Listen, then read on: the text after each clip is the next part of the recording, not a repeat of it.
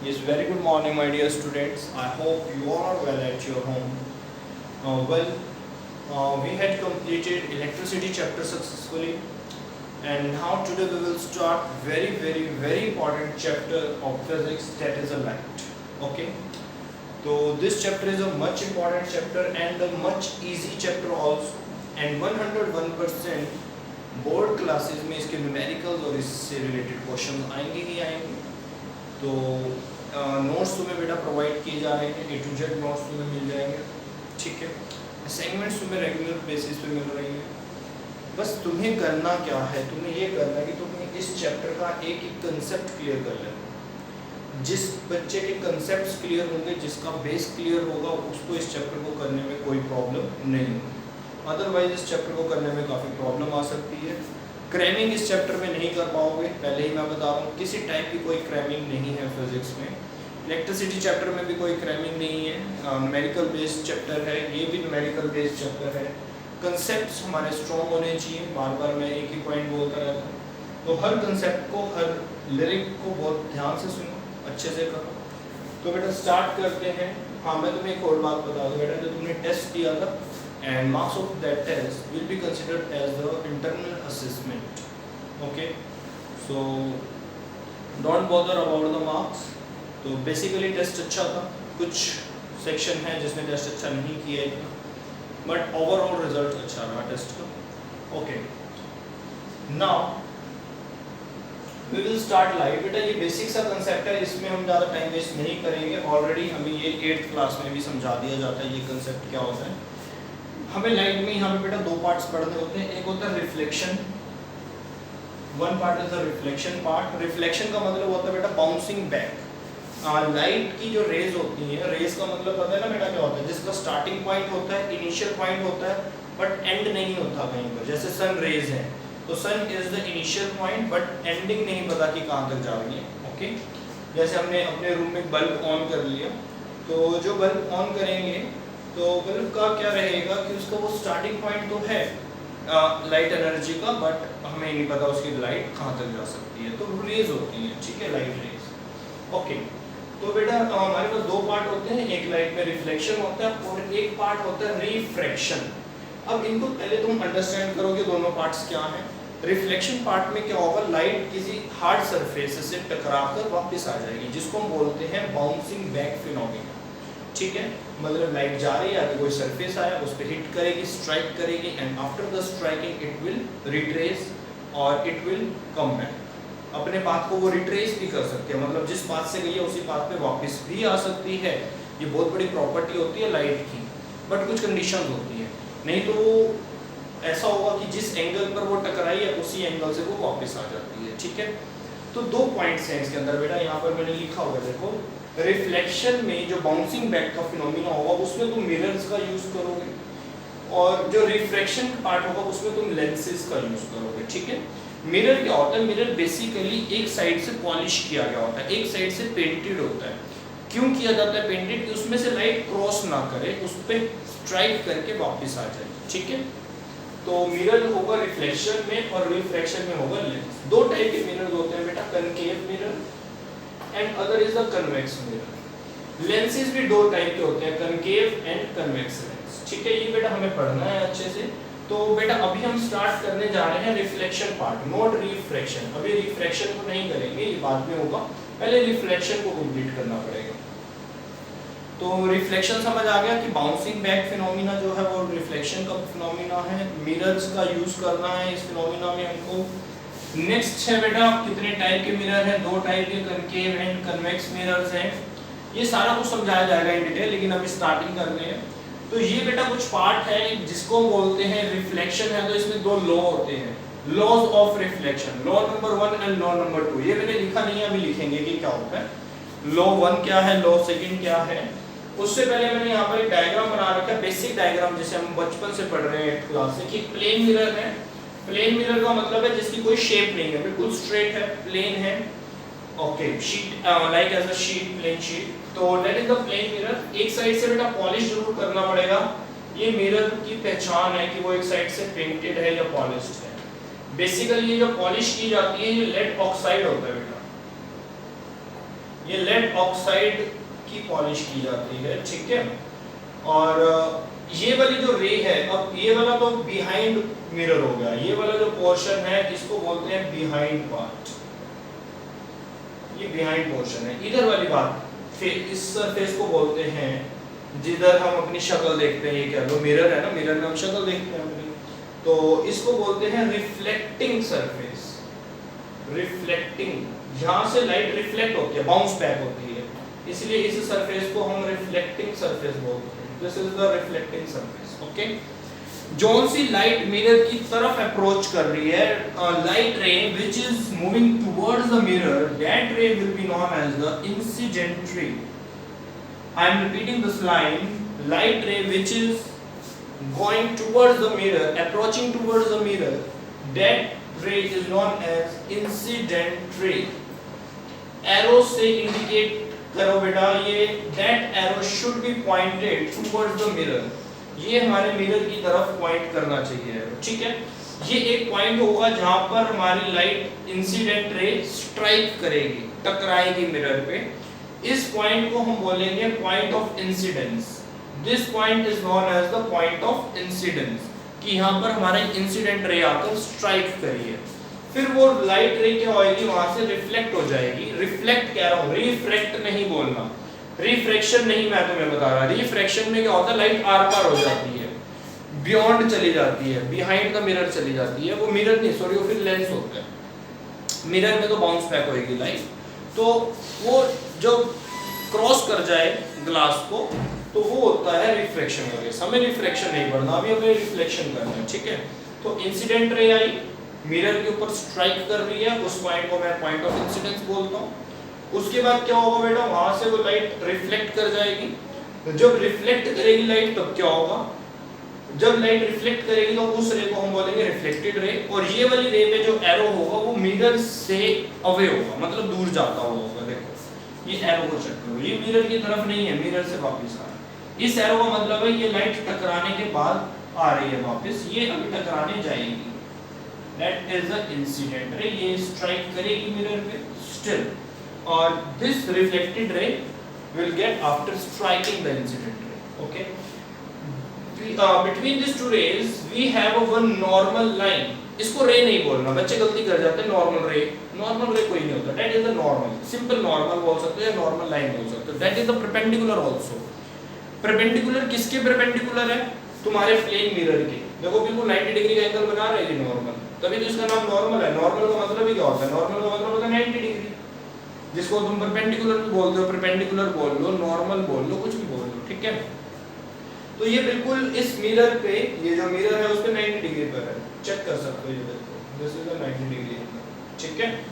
तो ये बेटा नॉर्मल है, और ये नॉर्मल एक इमेजिनरी लाइन है, इसलिए इमेजिनेशन को हमेशा डॉटेड रखेंगे। और जो बिल्कुल प्रॉपर लाइन होएगी वहां पे कोई इमेजिनेशन नहीं होगी तुम्हारी। ध्यान रखना, इसके अंदर इमेजिनेशंस करनी पड़ेंगी हमको कहीं कहीं पर। तो इमेजिनेशन का मतलब रहेगा बेटा डॉटेड लाइन, हमेशा याद रखना, ठीक है। और ये हमारी प्रॉपर लाइंस हैं, ये कोई डॉटेड लाइन नहीं होगी, ओके। तो ये रिफ्लेक्टिंग सरफेस है। रिफ्लेक्शन का सबसे बड़ा जो बेसिक रीजन है जिससे तुम ऑब्जर्व करके बताओगे हाँ this phenomena is known as a reflection phenomena, वो क्या है, देखना, ध्यान से देखना। फॉर एग्जांपल कि ये मिरर, प्लेन मिरर जो है, प्लेन मिरर एयर में है, ठीक है। तो ये जो रिफ्लेक्टिंग सरफेस है, यहाँ पर जो मीडियम है वो एयर है, मान लो एयर का मीडियम। तो इंसिडेंट रे किस मीडियम में है, हम कहेंगे एयर में है। रिफ्लेक्टेड रे भी किस मीडियम में है, तो हम कहेंगे एयर में है। जिसके अंदर, जिस फिनोमिना में हमारी इंसिडेंट रे और रिफ्लेक्टेड रे दोनों का मीडियम सेम हो, तो वो phenomena reflection phenomena. Reflection phenomena में incident ray and the reflected ray will have same medium, okay, that phenomena is known as reflection, okay। ये याद रखना बेटा हमेशा के लिए। तो मैं तुम्हें कुछ ये बता रहा था कि इंसिडेंट रे और रिफ्लेक्टेड रे के बीच में एक सेंटर में एक लाइन है जो बिल्कुल हमारे मिरर के साथ 90 डिग्री का एंगल बना रही है, that line is known as a normal।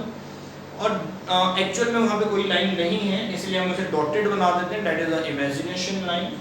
ऐसी लाइन क्यों बनाई गई? ऐसी लाइन ये कह सकते हैं इसलिए बनाई गई थी कि इन दोनों लाइंस के बीच में जो गैप था, जैसे मान लो यहाँ पर एक प्लेन मिरर है, ये एक लाइन ऐसे बना दी, ठीक है, ये एंगल बन गया, इस एंगल के दो बाइसेक्टर बनाया, इस एंगल को हमने बाइसेक्ट करना था कि इसके दो पार्ट्स करने थे, तो इसलिए यहाँ पर एक इमेजिनेशन में एक नॉर्मल को ड्रॉ कर लिया गया और इस एंगल को बाइसेक्ट कर दिया गया, हाफ एंगल ऊपर हो गया और हाफ एंगल इस लाइन से नीचे हो गया। जो नॉर्मल लाइन के ऊपर है, इंसिडेंट और नॉर्मल के बीच में जो सा एंगल बनेगा, इंसिडेंट रे में और नॉर्मल के बीच में जो एंगल होगा वो वाला एंगल होगा इंसिडेंस एंगल। नॉर्मल रे में और रिफ्लेक्टेड रे में जो सा एंगल होगा, रिफ्लेक्टेड रे में और नॉर्मल रे में जो सा एंगल होगा उसको बोलेंगे एंगल ऑफ रिफ्लेक्शन। ये है जिसको एंगल आर से लिख रहे हैं, ठीक है। ये वाला जो एंगल होगा नॉर्मल और इंसिडेंट रे में उसको बोलेंगे एंगल ऑफ इंसिडेंस। मैं दोबारा रिपीट करता हूं बेटा, ये इंसिडेंट रे है जो अप्रोच करती है मिरर की तरफ, जिस पॉइंट पे स्ट्राइक करती है उस पॉइंट को बोलेंगे पॉइंट ऑफ इंसिडेंस, ठीक है। ये रिफ्लेक्टेड रे है जो मिरर से दूर होती है आफ्टर द रिफ्लेक्शन, और इन दोनों के बीच में एक इमेजिनरी लाइन है, दैट इज द नॉर्मल। और नॉर्मल एक एंगल को बाइसेक्ट करती है, हाफ ऊपर कर देती है, हाफ नीचे कर देगी। तो जो एंगल है नॉर्मल है, नॉर्मल और इंसिडेंट के बीच में अपर पार्ट में जो एंगल बनेगा, that angle is known as the angle of incidence. Normal और रिफ्लेक्टेड रे के बीच में जो एंगल बनेगा वो होगा एंगल ऑफ रिफ्लेक्शन। बस इतना तुम्हें ध्यान रखना है बेटा, ठीक है। ओके, ये मैंने तुम्हें कुछ पॉइंट्स बता दिए, ये हमने पहले भी किए हुए हैं, ये जस्ट एक इंट्रोडक्शन है हमारा। तो बेसिकली मैं तुम्हें मिरर की नॉलेज जो देना चाहता हूँ, वो नॉलेज मैं कहाँ से देना चाहता हूँ, वो नॉलेज मैं एक स्फीयर से देना चाहता हूँ, that is the one sphere, ठीक है। तो बेटा ये स्फीयर हमारा जो है, तो कुछ भी पार्ट हो सकता है स्फीयर का, ध्यान से देखते हैं। ये एक होलो स्फीयर मानकर चलते हैं, that is the one of hollow sphere, खाली एक खोखला स्फीयर है तुम्हारे पास। तो स्फीयर में सब कुछ हमें पता है ना कि एक अगर मैं स्फीयर लूंगा तो स्फीयर में क्या होगा, एक सेंटर होगा, ठीक है, उसका कुछ रेडियस होगा, और ये तो हमको पता ही पता है। इसमें मैंने कुछ पॉइंट्स एक्स्ट्रा लिखे हुए हैं, देखना ध्यान से। ये तो है बेटा स्फीयर का सेंटर, सी से जिसको रिप्रेजेंट करेंगे, और इसका नाम होगा सेंटर ऑफ कर्वेचर। अभी कर्वेचर क्यों वर्ड लग रहा है वो भी तुम्हें पता चलेगा। कर्व, कर्वेचर का मतलब कर्व, कि किसी कर्व का सेंटर, बट बेसिकली देखने में ये लग रहा है स्फीयर का सेंटर, सेंटर ऑफ स्फीयर लिखना चाहिए था, और मैंने यहाँ पर लिख दिया सेंटर ऑफ कर्वेचर। अभी पता चलेगा क्यों लिखा, ठीक है। और ये वाला जो पॉइंट बिल्कुल बाहर टच हो रहा है, ये वाला पॉइंट, इसको मैंने P से लिखा है और इसको बोलते हैं pole, that is known as the pole, okay, ठीक है। यहाँ तक हमने कर लिया। सेंटर से पोल तक का जो डिस्टेंस होता है जिसे तुम रेडियस बोलते हो, यहाँ पर हम बोलेंगे रेडियस ऑफ कर्वेचर, फिर वर्ड आ गया कर्वेचर। जैसे हम बोलते हैं रेडियस ऑफ स्फीयर, यहाँ पर बोलेंगे रेडियस ऑफ कर्वेचर, ओके, ठीक है। पोल में और सेंटर में, सेंटर ऑफ कर्वेचर में और पोल के बीच में जो मिड पॉइंट होगा, सेंटर का भी रेडियस का हाफ, जो रेडियस का भी हाफ होगा उसको बोलोगे फोकस। ये बहुत इंपॉर्टेंट पॉइंट होता है हमारे लिए, that is known as the focus, half of the radius, ठीक है। तो रेडियस क्या हो जाएगा बेटा, twice of the focus, okay. जैसे डायमीटर और रेडियस की रिलेशन चलती है, अब रेडियस और फोकस की रिलेशन हो जाती है। तो फोकस क्या है, रेडियस का हाफ है। फोकस से लेकर पोल तक जो लेंथ है, that length is also known as focal length. ये देखो ध्यान से देखना, फोकस को कैपिटल F से लिखा गया है, जो फोकस है उसको कैपिटल F से रिप्रेजेंट किया गया है, लेकिन फोकस से लेके पोल तक की जो लेंथ है, ये वाली जो लेंथ है, इसको स्मॉल f से रिप्रेजेंट किया जाता है। स्मॉल f का मतलब है बेटा फोकल लेंथ, ये मैंने लिखा हुआ है यहाँ, फोकल लेंथ। तो ये कुछ यहाँ पर पॉइंट्स हैं जो तुम्हें बेटा हमेशा याद रखने हैं, ठीक है। Centre of curvature is the centre of the sphere, radius of the curvature is the radius of the sphere, focus half of the radius, focal length distance between focus and pole, okay. ये कुछ points मैंने तुम्हें बता दिए। अब बात करता हूं मैं मिरर, जो मिरर है उसके दो टाइप्स की, कि कौन कौन से मिरर होते हैं। यहाँ पर मैंने बेटा प्लेन मिरर लिखा हुआ है, that is the third type of the mirror. Basically हमारे पास प्लेन मिरर नहीं होता, ये भी पता चलेगा कि प्लेन मिरर क्यों नहीं होता, और ये जो दो टाइप्स हैं ये कहाँ से बनी और कैसे बनी ये देखना है। तो इसको ध्यान से समझना कि कौन कौन सी टाइप्स हैं हमारे पास। लेट्स सी,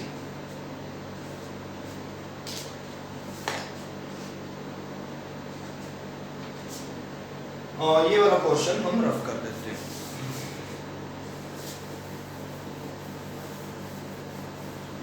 ओके, मैंने अभी बेटा लॉ नहीं लिखे, first law and second law. चलो मैं ऐसे बता देता हूँ, first law and second law.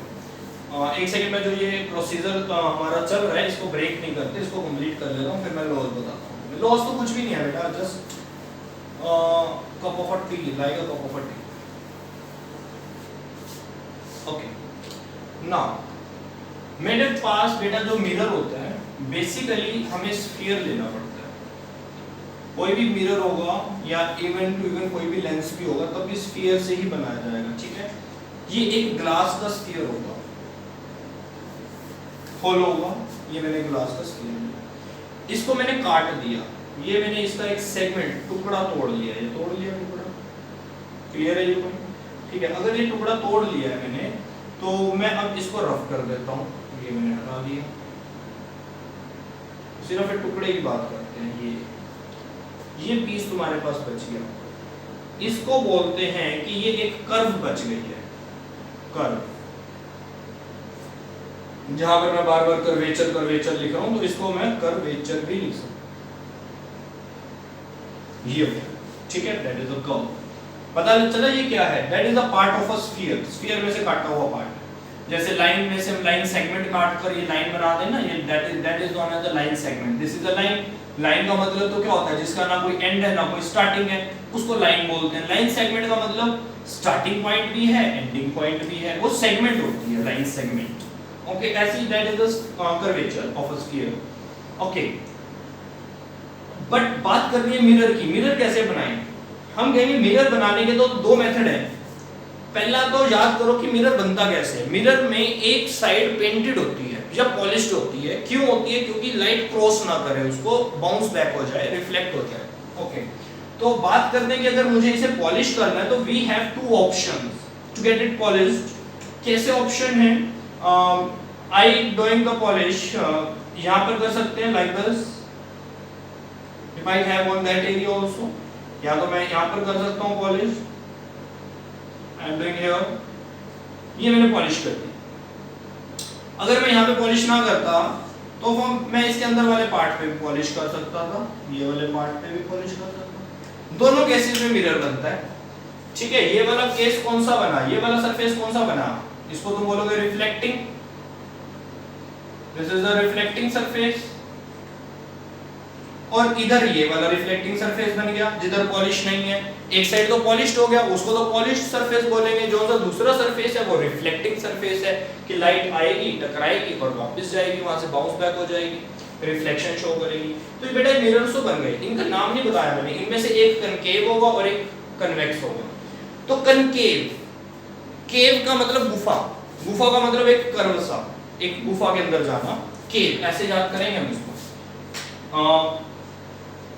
Concave, cave word पे आ जाओ, केव। ये देखो ये अंदर गुफा सी है ना, केव बना हुआ है। अगर केव वाला सरफेस रिफ्लेक्टिंग होगा तो वहां पर क्या बोल दो, कनकेव मिरर। समझ आया कनकेव मिरर क्या है? कि जिसका surface, reflecting surface in a shape of a cave, cave की शेप में है, गुफा की शेप में है, तो वहां पर कनकेव। ये जस्ट एक ट्रिक बता रहा हूं कि याद बच्चा कंफ्यूज हो जाता है कनकेव और कन्वेक्स को लेकर, ठीक है। और अगर गुफा वाली शेप पे, केव वाली शेप पे तुमने पॉलिश कर दी है तो वो कन्वेक्स हो जाएगा, ठीक है। ये देखो अंदर वाली जो टर्न था, जो कर्व था, कर्वेचर था, गुफा, केव था, वहां पे तुमने पॉलिश कर दिया, पेंट कर दिया, तो वो बन गया कन्वेक्स मिरर। तो बेटा ये दो टाइप के मिरर होते हैं, ठीक है ना। तो इन मिरर का बेसिकली होगा क्या, ध्यान से देखना। यहां पर मैं बना देता हूं, ये मैंने एक मिरर बनाया, ये मिरर बनाया, ठीक है, ये मिरर बनाया, ओके। ये कर दी पॉलिश, तो कौन सा मिरर बना? केव वाला जो पोर्शन है वो रिफ्लेक्टिंग सरफेस है, वहां पॉलिश नहीं करी, तो ये कनकेव है। अब बेटा इसको बोलते हैं प्रिंसिपल एक्सिस। ये एक लाइन लगा दी, principal axis, this is known as a principal. Okay, अब ये जो मिरर है, कनकेव मिरर है, this is the part of the sphere. एक स्फीयर का ये पार्ट है, ठीक है। तो मैं यहां पर एक इमेजिनरी स्फीयर ड्रॉ कर देता हूं, ये स्फीयर का एक पार्ट है, एक कर्व है स्फीयर का, कर्वेचर है। तो इस स्फीयर का कोई सेंटर होगा तो प्रिंसिपल एक्सिस पे एक पॉइंट ड्रॉ करते हैं C, जो सेंटर होगा इस स्फीयर का, और ये वाला जो पॉइंट होगा जो मिरर के ऊपर आ रहा होगा वो होगा पोल P। इन दोनों का सेंटर होगा फोकस। ये पूरा का पूरा होगा R, रेडियस ऑफ कर्वेचर, और ये होगा फोकल लेंथ, स्मॉल लेंथ। बन गया। अब उसके बाद ये इमेजिनरी स्फीयर हटा दिया, ये ऐसे बनेगा। तो ये पॉइंट समझ आया। ये वाला देखो, ये स्फीयर है ना, स्फीयर में से ये वो मिरर बना हमारा, एक साइड पॉलिश किया काटने के बाद। तो बेटा ये जो कर्व होगा, इस कर्व, ये कर्व एक स्फीयर का पार्ट होगा, तो ये जो सेंटर है ये स्फीयर का सेंटर होता है। लेकिन अब बोला जा रहा है सेंटर ऑफ कर्वेचर, क्यों? पूरा स्फीयर तो ड्रॉ ही नहीं करा तुमने, तो कर्व ड्रॉ किया हुआ है ना सिर्फ एक। तो समझ आया ये इसको सेंटर ऑफ कर्वेचर क्यों बोलते हैं? क्योंकि ये कर्वेचर था, एक ऐसा लग रहा है कि एक कर्व है, एक कर्वेचर है और उसका ये सेंटर है। लेकिन ये सेंटर किसका होता है? बेसिकली जिस स्फीयर की ये कर्वेचर होती है उसका। और ये पोल हो गया बाहर वाला, प्रिंसिपल फोकस, प्रिंसिपल फोकस कह रहा हूं, इसको बोलते हैं पोल, इसको बोलते हैं फोकस, और इसको प्रिंसिपल फोकस भी बोल देते हैं। ये एक लाइन होती है प्रिंसिपल लाइन, प्रिंसिपल एक्सिस बोलते हैं इसको, ठीक है। तो प्रिंसिपल एक्सिस के एक ऊपर का पार्ट होता है, प्रिंसिपल एक्सिस के एक नीचे का पार्ट होता है, above the principal axis, below the principal axis. ये बहुत काम आएंगे न्यूमेरिकल्स में पॉइंट। अभी तो समझो, बेस बनाओ अपना कि मैं तुम्हें क्या बता रहा हूं, समझो इस चीज को। ऐसे ही बेटा कन्वेक्स का भी होगा, सेम पार्ट कि कन्वेक्स में भी ऐसे ही पोल होंगे। ये कन्वेक्स है तो इसमें भी ऐसे प्रिंसिपल एक्सिस होगा, ये कुछ सेंटर होगा, ऐसे ही कुछ फोकस होगा, ऐसे ही पोल होगा, सिमिलर, कोई प्रॉब्लम नहीं होगी। ये भी किसी स्फीयर का ही तो पार्ट होगा ना, ऐसे, ठीक है। तो ये आई थिंक कि तुम्हें क्लियर हो चुके हैं। दो टाइप के मिरर्स होते हैं, कौन कौन से? कन्वेक्स एंड कनकेव मिरर होते हैं। तो ये पोल होते हैं। हाँ, पॉइंट आता है तो प्लेन मिरर क्या है? What is the meaning of a plane mirror? तो what is the focal length of the plane mirror? Focal length समझ आ रही है कि फोकस में और पोल के बीच की जो लेंथ होती है, फोकल लेंथ, हम मिरर के अंदर और लेंस के अंदर बेटा बहुत यूज करते हैं focal length. Focal length word बहुत यूज होने वाला है।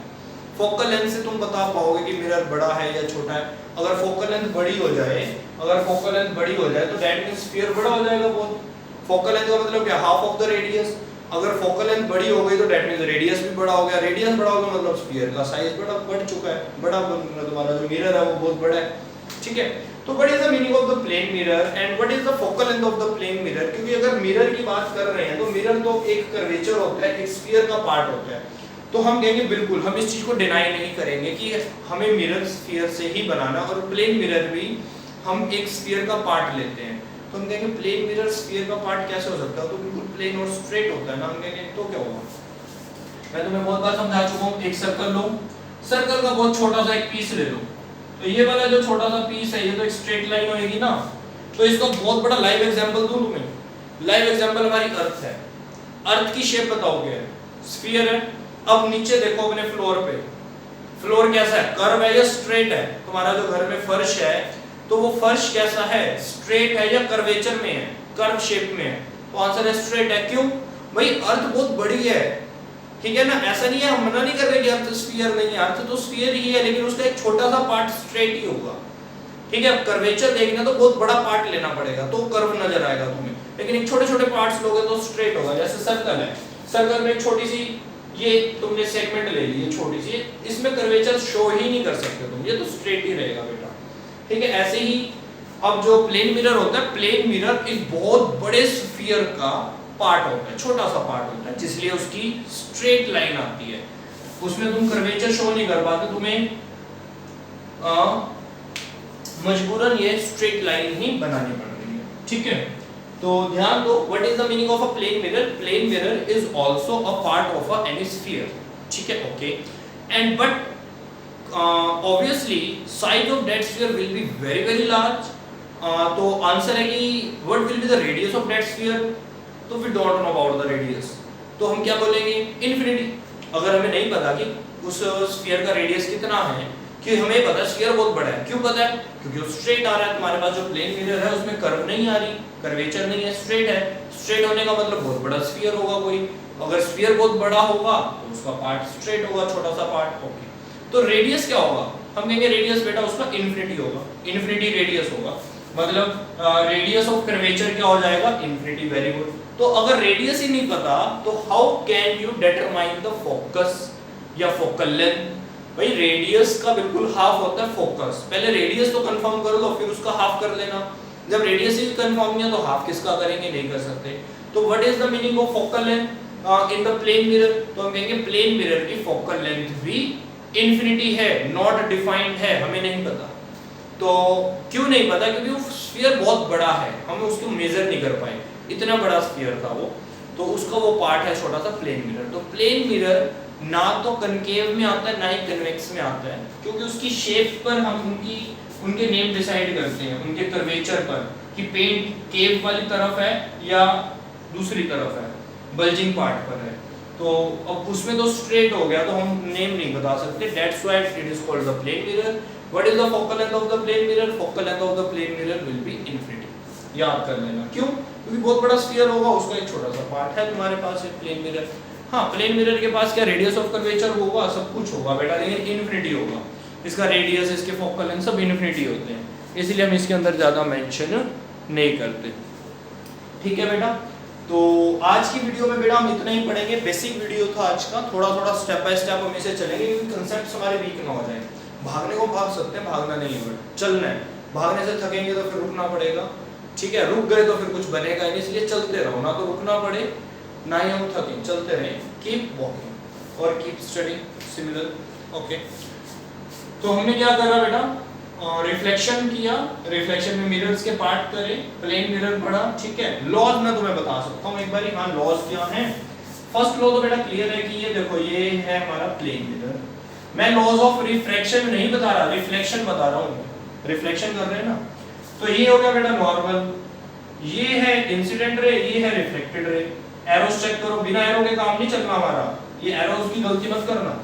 ये इंसिडेंट रे है, ये रिफ्लेक्टेड, अगर मैं एरो बदल दूं तो रेस बदल जाएंगी, ठीक है? ओके, ये एंगल आई है, ये एंगल आर है। तो ये ध्यान रखना कि इंसिडेंट रे भी इस पॉइंट पर मिल रही है, रिफ्लेक्टेड रे भी इसी पॉइंट को टच कर रही है, और नॉर्मल भी इसी पॉइंट पर आ रहा है। तो यही हमारा फर्स्ट लॉ है। ध्यान से सुनो, मैं फर्स्ट लॉ बोल रहा हूं। Incident ray, reflected ray and normal all will lie on the same point on this plane mirror, and that point is known as the point of incidence। कि हमारी incident ray, reflected ray and normal रे नहीं, सिर्फ normal all will lie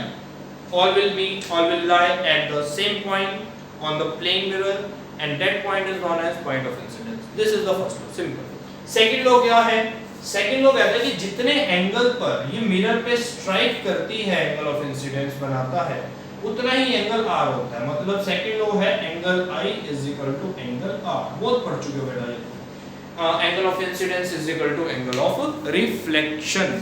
okay, मैं stress डाल रहा हूं reflection, क्यों? हम पढ़ी क्या रहे हैं? रिफ्लेक्शन। लॉज किसके पढ़े? रिफ्लेक्शन के लॉज पढ़े हैं। तो फर्स्ट लॉ तो क्लियर है ना, incident ray, reflected ray and normal all will lie on the same point on that plane mirror, this point is known as point of incidence. Second law है angle I is equal to angle r. मतलब अगर तुमने mirror पे 20 degree angle बनाया तो वो reflect भी 20 से ही करेगा।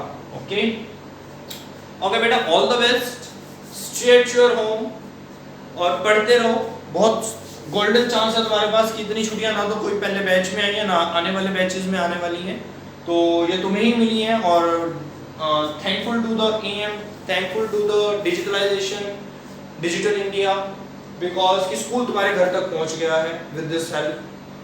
तो इसलिए बेटा सब लगे हुए हैं तुम्हारे साथ, अगर तुम पीछे हट जाओगे तो फिर गलती सिर्फ तुम्हारी होगी। तो हम इतना कोऑपरेट कर रहे हैं, ठीक है? तो इसलिए अच्छे से करो, इसको स्टार्ट करो, अच्छे से पढ़ो। बहुत अच्छा चैप्टर तो बेटा स्टार्ट हुआ है, बहुत सीरियस हो जाओ, कंसंट्रेशन के साथ इस चैप्टर को कंप्लीट करेंगे। Okay, thank you, have a nice day बेटा।